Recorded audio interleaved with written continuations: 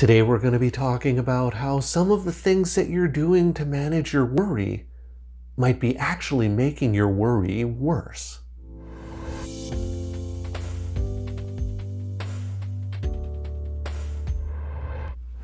Hi everyone.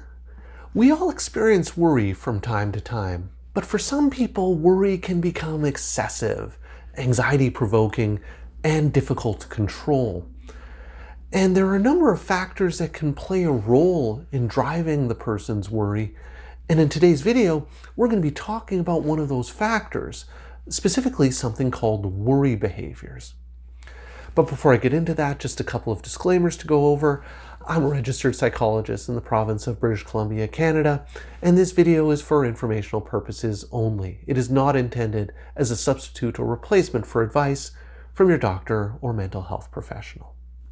Now, with those things out of the way, let's start talking about worry behaviors. Now, by definition, or in terms of a definition, worry behaviors are all of the things that we do in our attempts to cope with worry and to make ourselves feel better.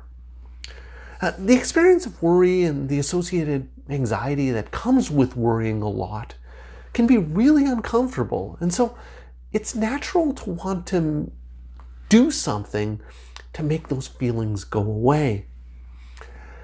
But the problem with worry behaviors is that they tend to be counterproductive and unwittingly cause worry and anxiety to be prolonged. This is one of those sneaky ways that anxiety works, in that it gets people to behave in ways to try and make themselves feel better in the immediate term, in the short term, but these things actually maintain and keep the anxiety going in the long term. Now, there are two main forms of worry behaviors.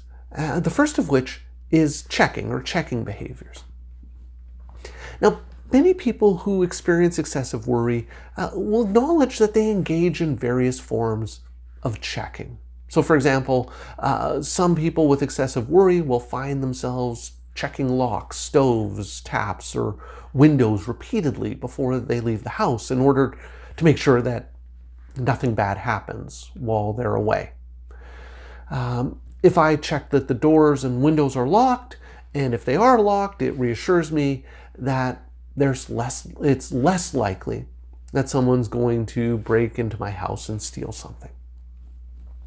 If I check that the stove is off and that all the taps and faucets are off, it gives me a sense of security, knowing that my house isn't going to burn down or that there isn't going to be some expensive flood. Other forms of checking involve something we call safety checking. An example of safety checking is something like calling a loved one several times during the day to make sure that they're safe and that nothing bad has happened to them. Or I might ask that my loved one checks in with me on multiple occasions whenever they go out at night, so that I can be sure that my loved one is okay. As long as I hear from my loved one at the expected time, it helps reduce my anxiety. A third type of checking involves reviewing my work over and over again because I'm concerned that I might have made a mistake. So, for example, if I'm going to send off an email, I read it over multiple times to make sure that there are no typos or potentially confusing information in the email and that someone won't misinterpret what I'm saying. It may mean that I check a recipe over and over and over and over again while I'm baking a cake to make sure that I haven't messed up anything with regards to measuring all of the ingredients. Now, the problem with this type of checking is that it can make me a lot less efficient in terms of getting things done. It might mean that I hand in projects late or that I'm not able to get other things done because I spend so much time checking. So these various forms of checking are examples, or the first examples, of worry behaviors. Now, the second type of worry behaviors that tend to be really common in people who worry excessively is something called reassurance seeking. When people are worried, it's not uncommon for them to seek out others, to ask for reassurance that what they're worrying about is not likely to happen, or that they'll be able to cope with a negative outcome if it were to happen.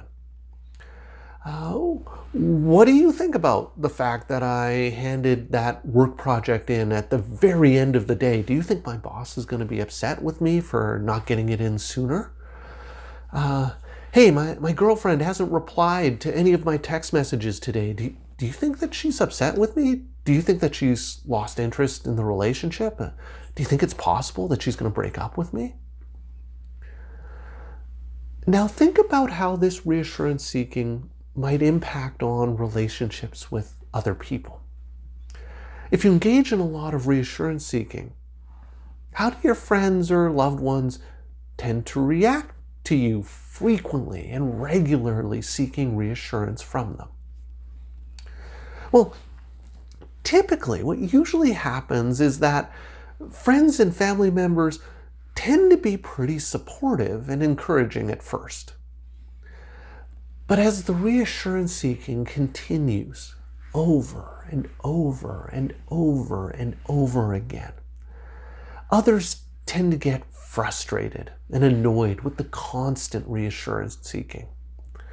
And this can lead to tension or friction in relationships, both in a person's personal life, but also at work or at school. So you see, the problem with these worry behaviors is that although they might provide some relief in the immediate term, like in the here and now, I feel better after my wife has given me some reassurance that my boss isn't going to fire me for getting the report in at the end of the day. I get that reassurance, but the problem is these behaviors tend to keep the worry going in the long run. What typically happens is that the more people engage in these worry behaviors, the less effective the worry behaviors are at reducing anxiety, and the more worry behaviors are needed in order to get the same amount of relief as before. It takes more and more reassurance seeking, or more checking, in order to get the same amount of reduction in my anxiety. One metaphor I like to use to think about this is that imagine I'm trying to fill a bucket with water, but the bucket has a big hole in the bottom of it. So no matter how much water I'm pouring into that bucket, I keep having to keep pouring more and more, otherwise it's just going to drain itself empty. It can be the same thing with reassurance seeking and checking.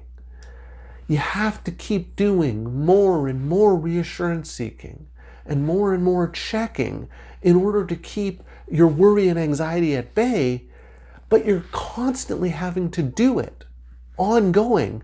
So what ends up happening is you never feel like you can ever relax. Now, the other main problem with engaging in these worry behaviors is that there's an implicit message that you're giving yourself by doing these worry behaviors. So for example, if it wasn't likely, it wasn't a high probability that my house was going to burn down because I left the stove on, I wouldn't have to keep checking and rechecking and rechecking and rechecking that the stove is off every time I leave the house. If it's not likely that my girlfriend is cheating on me because she hasn't returned my text message in the last 20 minutes, if that wasn't likely that she's cheating on me, I wouldn't have to keep checking in with her to see where she is. Essentially, our anxiety tricks us into engaging in these worry behaviors that reinforces an underlying belief that we have something to feel worried and anxious about. These worry behaviors implicitly suggest that what I'm worrying about is highly likely to happen, and this makes my worry and anxiety worse. So, while on the surface these worry behaviors seem like pretty reasonable, practical things that a person can do to make their worry go away in the moment, the problem is they're like quicksand that can trap me or trap a person in their worry and anxiety the more they engage in these reassurance seeking or checking behaviors. So, what I always encourage my clients to do is to pay attention to any excessive or unnecessary checking or excessive or unnecessary reassurance seeking behaviors, and to try to pull back from some of those if they notice that they're worrying a lot. And the key is to do this, to pull away from these behaviors, even if the behaviors make them feel better in the moment. Again, what we want to do is to replace that momentary gain with long-term benefit. So I hope that gives you a little bit of a better sense of what worry behaviors are and how worry behaviors work to maintain and drive worry and anxiety. I'd love to hear your thoughts and ideas about this, so please leave me some comments or questions in the comments section down below.